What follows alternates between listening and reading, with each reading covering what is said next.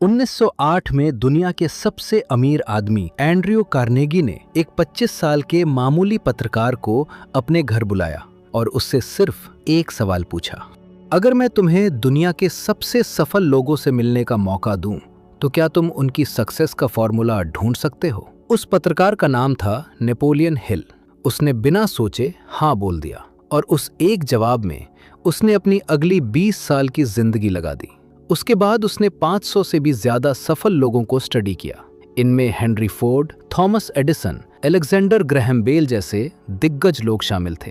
सबकी आदतें अलग थीं, सबका बिजनेस अलग था, सबकी पर्सनालिटी अलग थी, लेकिन एक चीज हर सफल इंसान में बिल्कुल कॉमन थी। और सबसे हैरानी की बात यह है कि ज्यादातर लोग आज भी जानबूझकर उस चीज को फॉलो नहीं करते, क्योंकि वो थोड़ी अनकंफर्टेबल लगती है। वही प्रिंसिपल इस किताब थिंक एंड ग्रो रिच में बताया गया है। ध्यान रखिए, ये किताब सिर्फ पैसे कमाने के बारे में नहीं है। ये सिखाती है कि इंसान अपनी सोच, अपने विश्वास और अपने एक्शंस को बदलकर किसी भी गोल को रियलिटी में कैसे बदल सकता है। आज हम इस किताब के 9 सबसे प्रैक्टिकल लेसन समझेंगे, लेकिन आखिरी लेसन तक जरूर बने रहिए, क्योंकि अंत में हम इन सभी प्रिंसिपल्स को एक 30 डेज एक्शन प्लान में बदलेंगे। Chapter 1, thoughts. हर अचीवमेंट की शुरुआत कहाँ से होती है? नेपोलियन हिल के विचारों का एक बेसिक आइडिया है, बड़ी अचीवमेंट अक्सर एक विचार से शुरू होती है। आज जो भी बड़ी कंपनी आप देखते हैं, कोई भी बड़ी इमारत या कोई महान इन्वेंशन रियलिटी में आने से पहले वो किसी के माइंड में एक आइडिया ही था। लेकिन यहाँ एक सवाल आता है, अगर सिर्फ सोचने से सक्सेस मिलती तो हर इंसान क्या करोड़पति नहीं होता? क्योंकि सिर्फ सोचने में और विश्वास के साथ किसी गोल की तरफ सोचने में और काम करने में बहुत बड़ा अंतर है। ज्यादातर लोग अपने दिमाग का इस्तेमाल सपने बनाने से ज्यादा डर बनाने में करते हैं। अगर मैं फेल हो गया तो? अगर लोग हंसे तो? अगर मुझसे नहीं हुआ तो? ऐसी सोच हमारे डिसीजंस और बिहेवियर को प्रभावित कर सकती है, और बिहेवियर बदलता है तो रिजल्ट्स भी बदलने लगते हैं। दिमाग को एक खेत की तरह समझिए। आप उसमें जिस तरह के विचार बार बार डालेंगे, उसी दिशा में आपका ध्यान और बिहेवियर जाने की संभावना बढ़ेगी। अगर आप हर समस्या को सिर्फ खतरे की तरह देखेंगे तो आपको रास्ते कम दिखाई दे सकते हैं। लेकिन अगर आप खुद से पूछेंगे, मैं इस प्रॉब्लम को कैसे सॉल्व कर सकता हूँ, तो आपका माइंड सॉल्यूशंस ढूंढने लगेगा। मान लीजिए 2 लोग हैं, दोनों एक ही शहर में रहते हैं, दोनों के पास लगभग समान अवसर हैं। पहला व्यक्ति हर समस्या में बहाना ढूंढता है, ये खराब है, वो खराब है, मेरे साथ ही ऐसा क्यों होता है। दूसरा व्यक्ति पूछता है, ठीक है प्रॉब्लम है, लेकिन मैं इसे सॉल्व कैसे कर सकता हूँ। 5 साल तक अगर दोनों इसी तरह सोचते रहें तो उनके रिजल्ट्स कितने अलग हो सकते हैं। फर्क जरूरी नहीं कि टैलेंट का हो, फर्क उनके सोचने और प्रतिक्रिया देने के तरीके का हो सकता है। तो पहला लेसन सिंपल है, अगर आपको अपने रिजल्ट्स बदलने हैं तो अपने थॉट्स और बिहेवियर पर काम करना शुरू कीजिए। लेकिन सिर्फ सही सोच काफी नहीं है, क्योंकि दुनिया में लाखों लोग बड़े सपने देखते हैं, फिर भी बहुत कम लोग उन सपनों के लिए लगातार काम करते हैं। सवाल है क्यों? Chapter 2, burning desire. सिर्फ इच्छा नहीं, जलती हुई इच्छा। किसी गोल को पाने के लिए सिर्फ ये कहना कि मुझे ये चाहिए काफी नहीं है, क्योंकि जब पहला बड़ा ऑब्स्टेकल आएगा तो कमजोर इच्छा आसानी से टूट सकती है।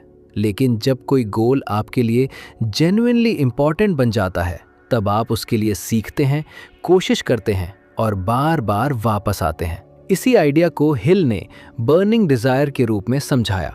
इसका एक प्रसिद्ध उदाहरण एडविन सी बार्न्स की कहानी है। बार्न्स का सपना था थॉमस एडिसन के साथ काम करना।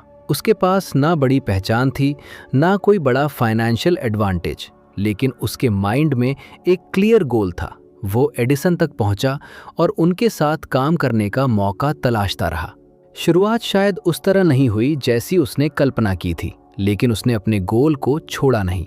समय के साथ एक अपॉर्चुनिटी आई और बार्न्स ने उसे पहचान लिया।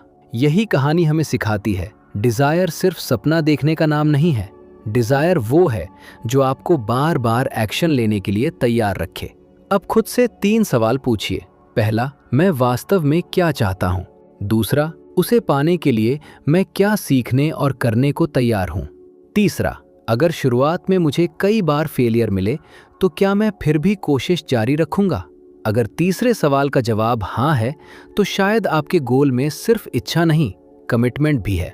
लेकिन एक और प्रॉब्लम है, आपके अंदर डिजायर हो सकती है, फिर भी कुछ दिनों बाद आपका माइंड कह सकता है तुमसे नहीं होगा। यहीं से आता है अगला principle. Chapter 3, faith and autosuggestion. अपने माइंड को किस दिशा में ले जाना है। बहुत से लोग गोल तो बना लेते हैं, लेकिन कुछ दिनों बाद उनका विश्वास कमजोर पड़ने लगता है। माइंड कहता है तुमसे नहीं होगा, तुम्हारे पास रिसोर्सेज नहीं हैं, तुम दूसरों जितने स्मार्ट नहीं हो। अगर आप इन थॉट्स को बार बार सुनते रहेंगे तो वो आपके कॉन्फिडेंस और डिसीजंस को प्रभावित कर सकते हैं। हिल के फ्रेमवर्क में फेथ और ऑटो सजेशन का मतलब अपने माइंड में बार बार उस दिशा की सोच को मजबूत करना है जिस दिशा में आप जाना चाहते हैं। लेकिन यहाँ एक बहुत जरूरी बात है, सिर्फ पॉजिटिव लाइंस बोलना काफी नहीं है। अगर कोई व्यक्ति रोज कहता है मैं सफल होऊंगा, लेकिन कोई स्किल नहीं सीखता और कोई एक्शन नहीं लेता, तो सिर्फ शब्द उसके रिजल्ट्स नहीं बदलेंगे। इसलिए याद रखिए, एफर्मेशन बिना एक्शन के सिर्फ कल्पना है, लेकिन जब आपके विश्वास के साथ छोटे छोटे एक्शंस जुड़ते हैं तो वही सोच धीरे धीरे बिहेवियर में बदल सकती है। फेथ प्लस कंसिस्टेंट एक्शन बराबर ट्रांसफॉर्मेशन। अब तक आपने 3 बातें समझी। आपकी सोच आपके बिहेवियर को प्रभावित करती है, बर्निंग डिजायर आपको आगे बढ़ने की वजह देती है, और फेथ आपको मुश्किल समय में टिके रहने में मदद कर सकता है। लेकिन एक सवाल अभी भी बाकी है, अगर आपको सही दिशा में काम करना है तो सही नॉलेज कहां से मिलेगी। Chapter 4, specialised knowledge. सिर्फ नॉलेज नहीं, सही नॉलेज। एक सवाल, क्या ज्यादा पढ़ना अकेले सक्सेस दिला देता है? अगर ऐसा होता तो हर वो इंसान जो सालों तक पढ़ाई करता है अपने आप एक बिजनेस एम्पायर खड़ा कर देता। लेकिन रियलिटी इससे ज्यादा कॉम्प्लिकेटेड है। नॉलेज अपने आप में यूजफुल है, लेकिन उसका एप्लीकेशन उसे वैल्यूएबल बनाता है। आज इंटरनेट पर लाखों वीडियोस हैं, हजारों बुक्स हैं, AI टूल्स हैं और कोर्सेज हैं, फिर भी बहुत से लोग सिर्फ इंफॉर्मेशन कलेक्ट करते रहते हैं। एक कोर्स खत्म नहीं हुआ कि दूसरा शुरू, एक बुक खत्म नहीं हुई कि अगली बुक शुरू, लेकिन एक्शन वहीं का वहीं। आज का इंसान कभी कभी सीखने में इतना बिजी हो जाता है कि सीखने का असली मकसद करना भूल जाता है। नॉलेज को गूगल मैप्स की तरह समझिए। मैप आपको रास्ता दिखा सकता है, लेकिन मंजिल तक पहुंचने के लिए आपको चलना भी पड़ेगा। मान लीजिए 2 लोग डिजिटल मार्केटिंग सीखते हैं। पहला व्यक्ति 100 कोर्सेज खरीदता है, नोट्स बनाता है, वीडियोस देखता है, लेकिन कभी क्लाइंट के साथ काम शुरू नहीं करता। दूसरा व्यक्ति सिर्फ एक बेसिक कोर्स सीखता है और उसके बाद अपना पहला छोटा प्रोजेक्ट ढूंढना शुरू कर देता है। 1 साल बाद पहले व्यक्ति के पास बहुत सारी इंफॉर्मेशन हो सकती है, लेकिन दूसरे के पास एक्सपीरियंस, फीडबैक और प्रैक्टिकल स्किल हो सकती है। यही फर्क है इंफॉर्मेशन और अप्लाइड नॉलेज में। इसलिए अपने गोल के लिए वही स्किल सीखिए जो आपको अगले लेवल तक ले जाए। बाकी इंफॉर्मेशन सिर्फ नॉइज बन सकती है, लेकिन सही नॉलेज होने के बाद भी नया सॉल्यूशन आएगा कहां से? यही काम आती है इमेजिनेशन। Chapter 5, imagination. पहले माइंड में, फिर रियलिटी में। हर बड़ी क्रिएशन की शुरुआत अक्सर एक आइडिया से होती है, लेकिन इमेजिनेशन और डी ड्रीमिंग एक जैसी चीज नहीं है। डी ड्रीमिंग में आप सिर्फ कल्पना करते हैं कि सब कुछ अच्छा हो गया। इमेजिनेशन में आप सोचते हैं मैं वहां पहुंचने के लिए क्या बना सकता हूं। मान लीजिए आपका गोल YouTube चैनल ग्रो करना है। सिर्फ ये इमेजिन मत कीजिए कि आपके लाखों सब्सक्राइबर्स हैं। सोचिए मैं किस टॉपिक पर वीडियोस बनाऊंगा, मेरी वीडियो की शुरुआत कैसी होगी, थंबनेल कैसी होगी, ऑडियंस को क्या फील होगा, मैं हर सप्ताह क्या इंप्रूव करूंगा, मैं अपने पुराने वीडियोस से क्या सीख सकता हूं। यही इमेजिनेशन को एक्शन के साथ जोड़ता है, क्योंकि आपका माइंड प्रॉब्लम्स बनाने में भी पावरफुल है और सॉल्यूशंस ढूंढने में भी। फैसला आपका है उसे किस काम में लगाना है। अगर आप अभी सोच रहे हैं मेरे पास तो अभी कोई बड़ा आइडिया नहीं है, रुकिए, शायद आइडिया की कमी नहीं है, शायद अभी तक आपने अपने माइंड से वो सवाल ही नहीं पूछा। लेकिन सॉल्यूशन सोच लेने के बाद भी एक चीज जरूरी है, डिसीजन, क्योंकि सही आइडिया भी बेकार है अगर आप उसे शुरू ही नहीं करते। Chapter 6, decision. सोचते रहना भी एक डिसीजन है। हिल के फ्रेमवर्क में एक इंपॉर्टेंट पैटर्न था। कई सक्सेसफुल लोगों में डिसीजन लेने और उस पर टिके रहने की टेंडेंसी दिखाई देती थी। इसके उलट बहुत से लोग महीनों सोचते रहते हैं, ये करूं या वो, बिजनेस शुरू करूं या जॉब, यूट्यूब शुरू करूं या नहीं, पहले परफेक्ट कैमरा खरीदूं या अभी शुरू करूं। और इसी सोच में कभी कभी साल निकल जाते हैं। याद रखिए, इनडिसीजन भी एक डिसीजन है।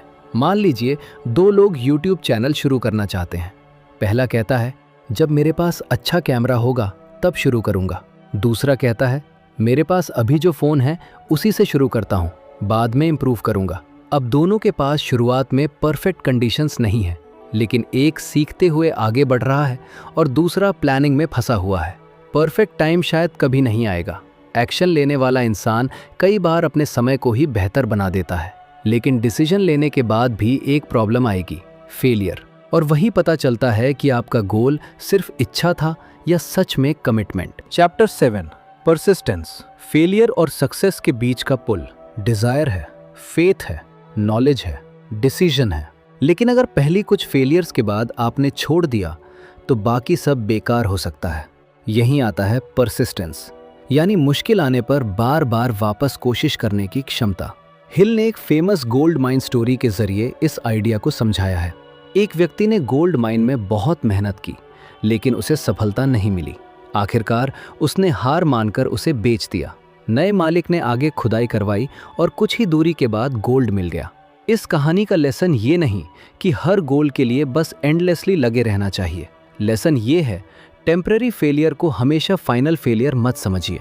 कभी कभी फेलियर आपको बताता है कि आपकी स्ट्रैटेजी बदलने की ज़रूरत है, कभी स्किल की, कभी डायरेक्शन की, कभी अप्रोच की। लेकिन सिर्फ इसलिए गोल मत छोड़िए क्योंकि पहली कोशिश काम नहीं आई। फेलियर हमेशा एंड नहीं होता, कई बार वो फीडबैक होता है। और अगर आप लगातार अकेले कोशिश कर रहे हैं तो अगला सवाल है, क्या आपको हर चीज़ अकेले ही फिगर आउट करनी पड़ेगी? नहीं। Chapter 8, mastermind alliance. सही लोगों के साथ जुड़ने की ताकत। एक जंगल को अकेले पार करना हो या वही जंगल 5 ऐसे लोगों के साथ पार करना हो जिन्हें रास्ते का एक्सपीरियंस है, तो आपके सफल होने के चांसेस किस सिचुएशन में ज़्यादा होंगे? यही बेसिक आइडिया है मास्टरमाइंड अलायंस का। हिल का मानना था कि बड़ी अचीवमेंट्स अक्सर अकेले नहीं बनती। आपके आसपास के लोग आपको नई इन्फॉर्मेशन दे सकते हैं, नई सोच दे सकते हैं और आपकी गलतियों को जल्दी पहचानने में मदद कर सकते हैं। मान लीजिए आप YouTube क्रिएटर हैं। ऐसे लोगों के साथ रहिए जो कंटेंट बनाते हैं, जो आपको सिर्फ तारीफ नहीं बल्कि ऑनेस्ट फीडबैक दें। बिजनेस करना है तो बिजनेस सीखने वाले और करने वाले लोगों के साथ कनेक्ट कीजिए। फिटनेस इंप्रूव करनी है तो ऐसे लोगों से सीखिए जो हेल्दी हैबिट्स को सीरियसली लेते हैं। आपका एनवायरनमेंट आपके बिहेवियर को इन्फ्लुएंस करता है, इसलिए कभी कभी खुद को बदलने का सबसे आसान तरीका होता है अपने एनवायरनमेंट को बदलना। लेकिन एक चीज़ ऐसी है जो अच्छे एनवायरनमेंट में रहने के बाद भी आपको रोक सकती है, फियर। चैप्टर 9, फियर, सबसे बड़ा दुश्मन कई बार हमारे अंदर होता है। नेपोलियन हिल ने इंसान को प्रभावित करने वाले 6 बड़े फियर्स की बात की। गरीबी का डर, आलोचना का डर, बीमारी का डर, प्यार खोने का डर, बुढ़ापे का डर और मृत्यु का डर। लेकिन आज की दुनिया में एक डर बहुत कॉमन है, लोग क्या कहेंगे। कितने लोग सिर्फ इसलिए YouTube चैनल शुरू नहीं करते क्योंकि उन्हें डर है कि दोस्त या रिश्तेदार क्या सोचेंगे। कितने लोग बिजनेस शुरू नहीं करते क्योंकि उन्हें फेलियर का डर है। लेकिन एक बात समझिए, कई बार फियर एक्शन लेने से पहले बहुत बड़ा लगता है और जैसे ही आप पहला कदम लेते हैं आपको पता चलता है कि सिचुएशन उतनी इम्पॉसिबल नहीं थी जितनी आपके माइंड ने बना दी थी। जैसे कोई बच्चा पहली बार साइकिल चलाता है, उसे बैलेंस का डर होता है, वो गिरता है फिर सीखता है, कुछ समय बाद वही काम आसान लगने लगता है। फियर हमेशा गायब नहीं होता, लेकिन आपका एक्सपीरियंस और कॉन्फिडेंस बढ़ सकता है। इसलिए करेज का मतलब डर का पूरी तरह खत्म हो जाना नहीं है। करेज का मतलब है डर के बावजूद सही एक्शन लेना। अब सवाल है, इन 9 प्रिंसिपल्स को सिर्फ सुनने के बजाय अपनी लाइफ में अप्लाई कैसे करें? इसके लिए अगले 30 दिनों तक सिर्फ ये 5 रूल्स फॉलो कीजिए। इन 9 प्रिंसिपल्स में एक चीज कॉमन है, एक्शन। बाकी सब सिर्फ थ्योरी है जब तक आप उसे इस्तेमाल नहीं करते। अगर आपने सिर्फ ये वीडियो देखा तो हो सकता है कुछ दिनों बाद इसकी ज़्यादातर बातें भूल जाए। लेकिन अगर आपने आज से ही सिर्फ एक प्रिंसिपल भी अपनी लाइफ में अप्लाई कर दिया तो आपकी सोच, आपके डिसीजंस और आपके रिजल्ट्स समय के साथ बदलना शुरू हो सकते हैं। तो चलिए आज से शुरू करते हैं। अब मेरी आपसे एक छोटी सी चैलेंज है। इस वीडियो से आपको जो एक सबसे पावरफुल लेसन मिला उसे कमेंट में सिर्फ एक लाइन में लिखिए। और अगर वीडियो वैल्यूएबल लगा हो तो लाइक करें और बुक एस्पायर को सब्सक्राइब करना मत भूलिए। मिलते हैं अगली पावरफुल बुक समरी में। तब तक याद रखिए, सक्सेस सिर्फ सोचने से नहीं मिलती, सही सोच को लगातार एक्शन में बदलने से मिलती है। 0 डे मत होने दीजिए। हर दिन कम से कम एक एक्शन लीजिए जो आपको अपने गोल के करीब ले जाए। एक्शन छोटा हो सकता है लेकिन 0 नहीं। रूल 3, स्किल सीखिए और उसी दिन अप्लाई कीजिए। हर दिन लगभग 30 मिनट अपने गोल से जुड़ी किसी स्किल को सीखिए, लेकिन सिर्फ सीख कर छोड़िए मत। उसी दिन उसका छोटा सा प्रैक्टिकल यूज कीजिए। Learn, apply, feedback, improve. Rule number 4, अपना एनवायरनमेंट बदलें। ऐसे लोगों के साथ समय बिताइए जो आपको ग्रो करने के लिए चैलेंज करें, जो सिर्फ आपकी तारीफ ना करें बल्कि आपकी गलतियां भी बताएं। रूल नंबर 5, हर रात खुद से एक सवाल पूछिए, आज मैंने अपने गोल के लिए क्या किया? अगर जवाब कुछ नहीं है तो खुद को ब्लेम करने की जरूरत नहीं, बस अगले दिन एक छोटा एक्शन तय कर लीजिए। इन 9 प्रिंसिपल्स में एक चीज कॉमन है, एक्शन। बाकी सब सिर्फ थ्योरी है जब तक आप उसे इस्तेमाल नहीं करते। अगर आपने सिर्फ ये वीडियो देखा तो हो सकता है कुछ दिनों बाद इसकी ज्यादातर बातें भूल जाए, लेकिन अगर आपने आज से ही सिर्फ एक प्रिंसिपल भी अपनी लाइफ में अप्लाई कर दिया तो आपकी सोच, आपके डिसीजंस और आपके रिजल्ट्स समय के साथ बदलना शुरू हो सकते हैं। तो चलिए आज से शुरू करते हैं। अब मेरी आपसे एक छोटी सी चैलेंज है। इस वीडियो से आपको जो एक सबसे पावरफुल लेसन मिला उसे कमेंट में सिर्फ एक लाइन में लिखिए, और अगर वीडियो वैल्यूएबल लगा हो तो लाइक करें और बुक एस्पायर को सब्सक्राइब करना मत भूलिए। मिलते हैं अगली पावरफुल बुक समरी में। तब तक याद रखिए, सक्सेस सिर्फ सोचने से नहीं मिलती, सही सोच को लगातार एक्शन में बदलने से मिलती है।